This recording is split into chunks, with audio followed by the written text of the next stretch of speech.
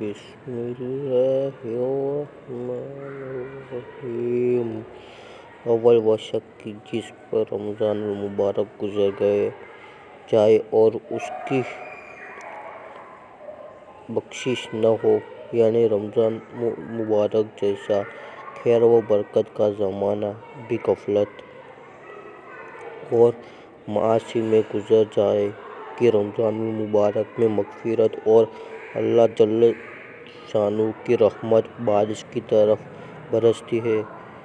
پس جس شخص پر رمضان المبارک کا مہینہ بھی اسی طرح گزر جائے کہ اس کی بد عملیوں اور کوتاہیوں کی وجہ سے وہ مغفرت سے محروم رہتا ہو، اس کی مغفرت کے لیے اور کون سا وقت ہوگا اور اس کی ہلاکت میں کیا تعامل ہے۔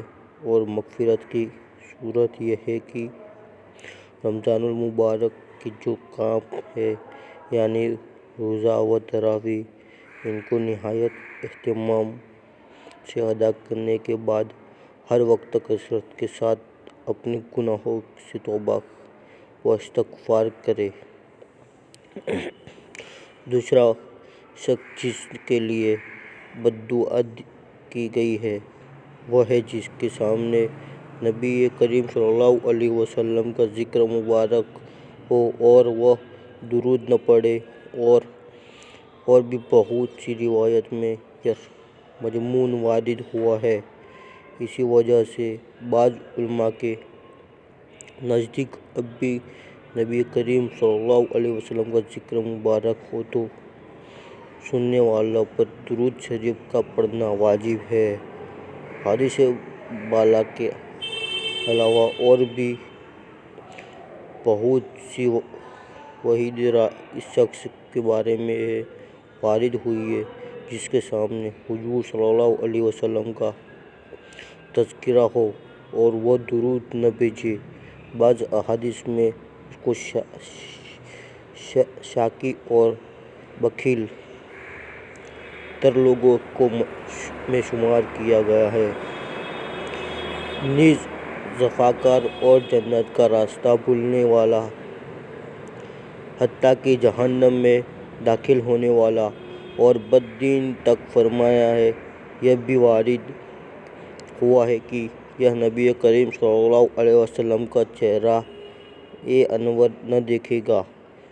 محققین علماء نے ایسی روایت کی تلاوت فرمائی ہو، مگر اس سے کون انکار کر سکتا ہے کہ درود شریف نہ پڑھنے والوں کے لیے آپ کے ذریعے ارشادات اس قدر سخت ہیں کہ ان کا تحمل دشوار ہے۔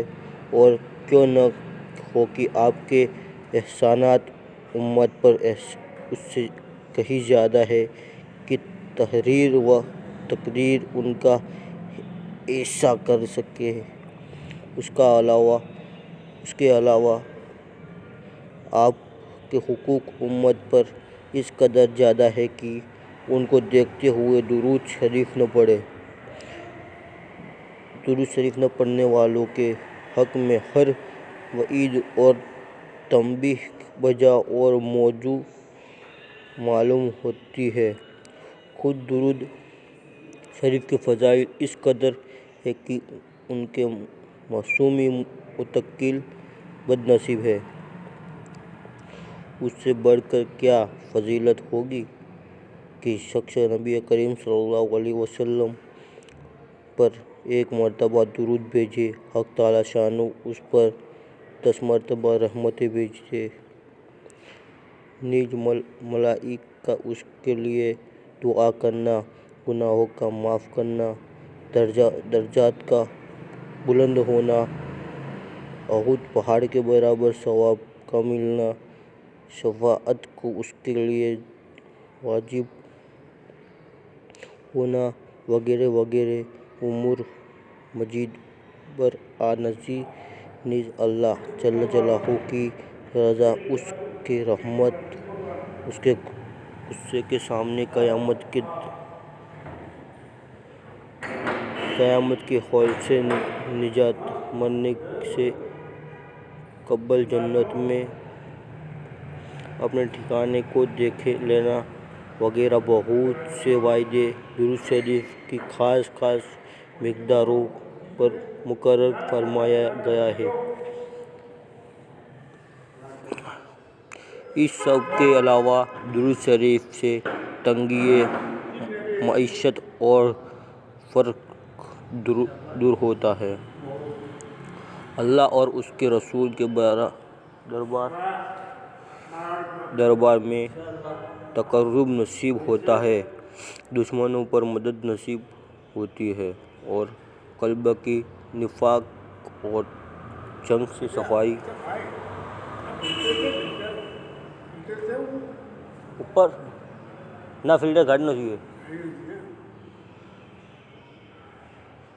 ہوتی ہے، لوگوں کو اس سے محبت ہوتی ہے اور بہت سی بشارتیں ہیں جو درود شریف کی کثرت پر احادیث میں وارد ہوئی ہیں۔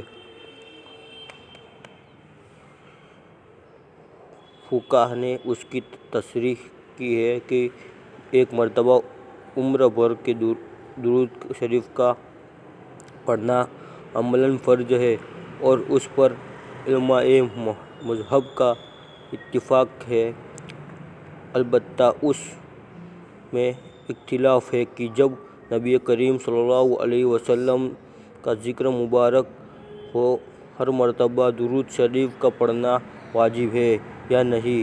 بعض علماء کے نزدیک ہر مرتبہ درود شریف کا پڑھنا واجب ہے اور دوسرے بعض کے نزدیک مستحب ہے۔ درود شریف نہ پڑھنا مول صاحب تو دشمنوں کی طاقت ہوتی ہے، نبی صاحب پر درود شریف نہ پڑھو۔ تیسری وہ شخص کہ جس کے بوڑھے والدین ہیں، والدین میں سے دونوں یا ایک موجود ہو اور وہ ان کی اس قدر خدمت نہ کرے کہ جس کی وجہ سے جنت کا مستحق ہو جائے۔ والدین کے حقوق کی بھی بہت سی احادیث میں تاکید ہوئی ہے۔ علماء نے ان کے حقوق میں لکھا ہے کہ مباح امور میں ان کی اطاعت ضروری ہے، نیز یہ بھی لکھا ہے کہ ان کی بے ادبی نہ کرے، تکبر سے پیش نہ آئے، اگرچہ وہ مشرک ہو، اپنی آواز کو ان کی آواز سے اونچی نہ کرے، ان کا نام لے کر نہ پکارے، کسی کام میں ان کی پیش قدمی نہ کرے، امر بالمعروف اور نہی عن المنکر میں نرمی کرے، اگر قبول نہ کرے تو سلوک کرتا رہے اور ہدایت کی دعا کرتا رہے، غرض ہر باتوں میں ان کا بہت احترام ملحوظ رکھے۔ ایک روایت میں آپ ہے کہ جنت کے دروازوں میں سے بہترین دروازہ باب ہے، تیرا جی چاہے اس کی حفاظت کر یا اس سے ضائع کر دے۔ ایک صحابی رضی اللہ عنہ نے حضور صلی اللہ علیہ وسلم سے ارشاد کیا کہ والدین کا کیا حق ہے؟ آپ نے فرمایا کہ یا تیری جنت ہے یا جہنم، یعنی ان کی رضا جنت ہے اور ناراضگی جہنم ہے۔ ایک حدیث میں آیا ہے کہ متی بیٹے کی محبت اور شفقت سے ایک نگاہ والدین کی طرف ایک حج کا ثواب رکھتی ہے۔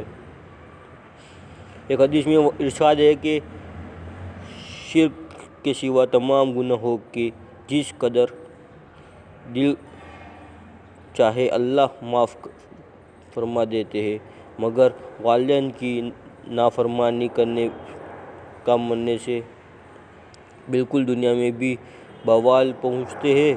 ایک صحابی رضی اللہ تعالیٰ نے عرض کیا کہ میں جہاد میں جانے کا ارادہ کرتا ہوں۔ حضور صلی اللہ علیہ وسلم نے ارشاد فرمایا کہ تیری ماں بھی زندہ ہے؟ انہوں نے عرض کیا کہ ہاں۔ حضور صلی اللہ علیہ وسلم نے فرمایا کہ ان کی خدمت کر کہ ان کے قدموں کے نیچے تیرے لیے جنت ہے۔ ایک حدیث میں آیا ہے کہ اللہ کی رضا باپ کی رضا میں ہے اور اللہ کی ناراضگی باپ کی ناراضگی میں ہے، اور بھی بہت سی روایات میں اس کا اہتمام اور فضل وارد ہوا ہے۔ جو لوگ کسی غفلت سے اس میں کوتاہی کر چکے ہیں اور جب ان کے والدین موجود نہیں، شریعت مطہرہ میں ان کی تلافی میں موجود ہے۔ ایک حدیث میں ارشاد ہے کہ جس کے والدین اس حالت میں مر گئے کہ وہ ان کی نافرمانی کرتا ہو تو ان کے لیے کثرت سے دعا اور استغفار کرنے سے متی شمار ہو جاتا ہے۔ ایک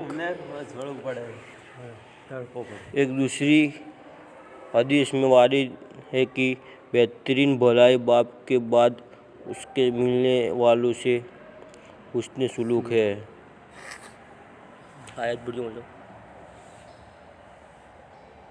اچھی آیت نہیں تھے تو حدیث سے لے، حدیث سے اچھا آیت ہے تو پڑھی دے۔